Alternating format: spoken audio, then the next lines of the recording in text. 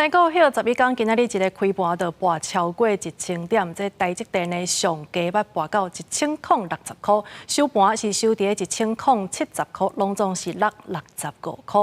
也那这台股收盘是22694点，拢总是落830点。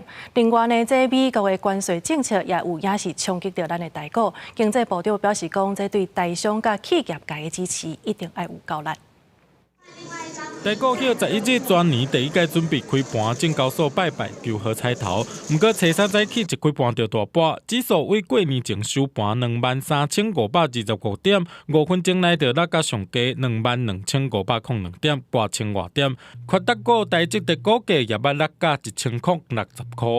那当然，我们这几天的休市那有所反应。美国的相关的这些 AI 的公司呢？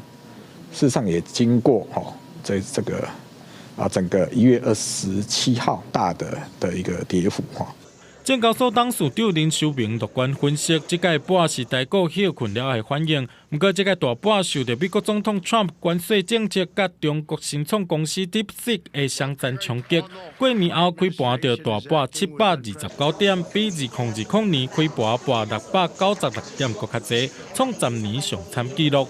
也那日本甲韩国股市初三开盘也拢盘超过2%。美国总统大选后的贸易政策变化将持续影响全球经贸的环境。我们要未雨绸缪，为台商以及企业提供更完善的支持。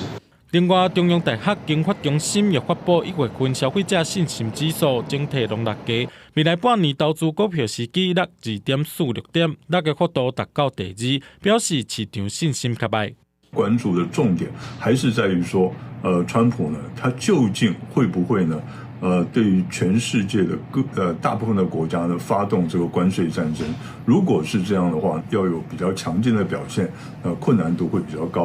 专家分析，2025年台湾资本市场也是真强，不过美国总统 Trump 就任了后变数较济，各界继续观望，建议保守看台。公司新闻综合报道。